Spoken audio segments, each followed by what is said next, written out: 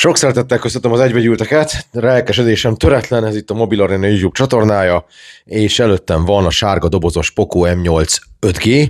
amiből már ugye kiszedtük magát a Poco M8 5G-t, ami így néz ki, itt található. Van egy elég karakteres hátlapja, mert ugye ez ilyen kétszínű, de egyébként, hogyha most nagyon őszinték akarunk lenni, akkor ez gyakorlatilag egy Redmi Note 15 5G, csak az ultraszéles kamera nélkül, illetve a főkamera felbontása nem 108 megapixel, hanem 50. És minden más szempontból marhára ugyanaz.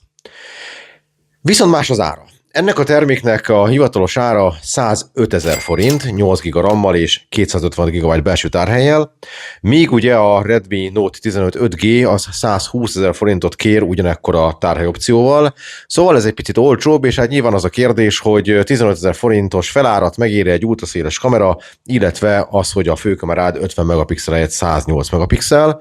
és egyéb iránt viszont full ugyanaz a cucc. Na most mi hát szerencsés helyzetben voltunk, mert mi úgy kaptuk a dobozt, hogy benne volt egy töltőfej, de ezt ti nem így fogjátok megkapni, hanem csak egy tok van benne, meg ugye egy Type-A, Type-C kábel, ami egy ilyen Xiaomi ökörség, de egyébként ez egy teljesen átlagos telefon, viszont egész jól néz ki, aminek az az oka, hogy nagyon kecses, és erre a kecsességre hát valamelyest ráerősít az is, hogy lekerekített kijelzőt kapott, és ezzel kvázi rímel a hátlapnak a lekerekítése is, szóval egy kifejezetten pofás kis jószág, és amiben a Xiaomi, illetve a Poco, meg a Redmi, meg úgy egyáltalán ez a konzorcium, az idejében nagyon erős ez a kijelző, mert 105 000 forintért kapsz egy egészen kiváló kijelzőt, tehát olyan kijelzőt kapsz, amit kétszer-háromszor ilyen drága telefonok sem kapnak meg, mert kapsz egy olyan kijelzőt, ami 6,77 hüvelykes, 1080x2392 pixeles a felbontása, tehát Full HD, 120 Hz-es frissítésre képes, és hát ugye 30-60-90 120 Hz-es frissítést tud felvenni, valamint 3840 Hz-es PWM-et tud, ami ugye a fejfájósok számára egy nagyon jó hír, és mindenek a tetejében rendkívül fényes, tehát 3000 nit fölött van a maximális fénysűrűsége, vagyis minden helyzetben, minden napsütéses körülmény közepette is kiválóan látható diszpléről van szó, szóval ilyen szempontból azt kell mondani, hogy ennyi pénzért a piac egyik legjobb kijelzője, ha nem a legjobb kijelzője, szóval derekas és jó munkát végzett a Xiaomi ilyen szempontból. Viszont hát ugye egyébként ez nem egy drága gép, ugye ez egy relatív olcsó 5G-s telefon, ezt a relatív olcsó dolgot, ezt egy középkategóriás hardware-re oldják meg, amely a Qualcomm Snapdragon 6 Gen 3, ez nem egy kifejezett erőgép. A mindennapi feladatokra azért nagyjából elég, amit tud, ritkán vannak megdöccenések,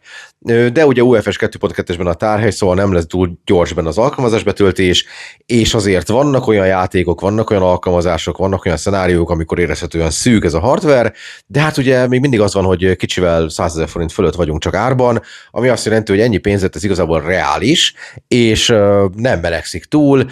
szóval, hogy komolyabb gond nincs vele, de azért ne számíts arra, hogy ez egy csúcs képességű és teljesítményű termék, hanem ez egy ilyen tisztességes iparos munka a középkategória alsó szegmensében, de azt mondom, hogy a mindennapok során helytáll.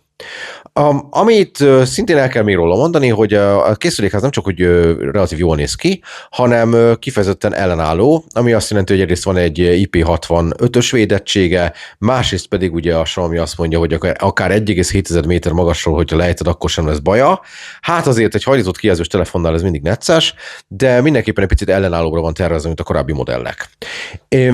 Ugyanakkor viszont szoftveresen megint sírni fog a szánk, és megint két dolog miatt fog sírni a szánk. Az egyik az, hogy ezen még mindig Android 15 van, ami most már az egy régi rendszer. Biztosít a Poco hozzá 4 software upgrade-et, tehát el fogsz jutni Android 19-ig, és 6 évnyi security patch-et, de ugye mire Android 16-ra jutsz el, az valószínűleg márciusban meg is történik, akkor már előttél egy szoftverfrissítési opciót, vagyis hát sokkal jobb lett volna, hogy az Android 16-tal jön ki, és akkor egy picit tovább tart a termék támogatása. A másik dolog, ami minket jobban zavar ennél, az az, hogy miután ugye egy olcsó Xiaomi készülékről van szó, és a Poco ugye a legversenyképesebb szegmensben indul, ezért aztán tele van tömve reklámmal megint a felület, És igen, tudom, elmondtam már egy csomószor mindenféle Redmi, Xiaomi és Poco telefonoknál, hogy ez rendkívül idegesítő, ki lehet kapcsolni, beleraktam a leírásba, hogy kell kikapcsolni, viszont aki nem tudja, hogy kell kikapcsolni, az nagyon-nagyon sokat fog bosszankodni, mert nagyon sok kéretlen reklám jön be, nem csak értesítés formájában, bármikor, amikor nem számítasz rá, hanem akkor is, amikor te megnyitsz gyári alkalmazásokat, mint amilyen a biztonság, vagy a zenelejátszó, vagy a videólejátszó, vagy a fájlkezelő, akkor mindenhol állandóan traktál mindenféle hirdetésekkel, és ezek közül egyik másik kifejezetten szemét is, szóval, hogy egyáltalán nem örömteli ez, és nagyon nagy százalékban rombolja a Xiaomi Nimbusát ebben az árszinten, mert ez mindenkit zavar. A HyperOS 2 van ezen a Android 15-ön, ami hát nyilván HyperOS 3 lesz egy ponton, de ez egy kicsit butított HyperOS, ugye benne van egy csomó testre szabhatósági funkció, nagyon sok olyan alkalmazás, ami talán hasznos, de jóval több olyan van, ami nem hasznos, tehát ezt ugye bloatware-nek nevezzük, ezeket ugye ki lehet törölgetni. Van benne interconnectivity, de tényleg ez egy jó rendszer. AI fronton nem erőltetik túl magukat, a Gemini van benne egyedül, a Xiaomi-nak a saját Hyper AI funkciói azok nincsenek meg ebben a készülékben, de szerintem sem a célcsoportot nem nagyon izgatja ezt fel, sem pedig hogy összességében a magyarországi piacot, mert akinek nagyon kellnek AI funkciók, az vagy letölt valami AI chatbotot, vagy hasonló asszisztens szoftvert, és akkor meg lesz neki az oldva. Szóval emiatt nem haragszunk rá egyáltalán. Igazából az van, hogy emiatt a sok reklám meg bloatware miatt lehet érezni, hogy egy kicsit ilyen szedett-vedett ez a rendszer, pedig hogyha kigyomlálod, akkor ez egy kifejezetten szerethető és jó személyre szabható felület. Ugye a visszalépés a Redmi Note 15 5G-hez képest, az a kamerába keresendő, hát ez ugye nagyon látványosan van rajta 4 darab szenzornak tűnő dolog hátul, hogy középre legyen helyezve a kamerasziget, és úgy nézzen ki, mint egy Redmi Note 15, de itt azért vannak trükkök, ugye az egyik ilyen kör mögött csak egy infraport van, a másik mögött csak egy ledes villanó, a harmadik mögött van egy 2 megapixeles segédkamera, ami igazából semmire nem jó, és ugye a negyedik kör az, amiben az egyetlen értelmezhető hátlapi kameránk van, egy 50 megapixeles szenzorral, és hát igazából az van, hogy igen, ez nem egy kifejezetten nagy tudású szenzor, ami abból is látszik, hogy nappal még csak-csak elmennek a képeit, főleg, hogyha lebinne le 12,5 megapixelre és nem ragaszkodsz az 50-hez, de este már azért nagyon elkezd fáradni, ha még a kétszeres zoomot használod, ami ugye pusztán digitális és alapvetően kroppol, akkor viszont nagyon azt fogod érezni, hogy már eléggé kásás és homályos és bizonytalan a felvétel. Szóval nappali környezetben azt mondom, oké, főkamerának, de ha már zoomolgatsz vele, meg esti környezetben akarod használni, akkor már gyengébb lesz az eredmény. És a videózásnál is valami nagyon hasonló van, ugye 4K30-at tud, hát látószögváltás az azért nincs benne, mert egy látószögöd van.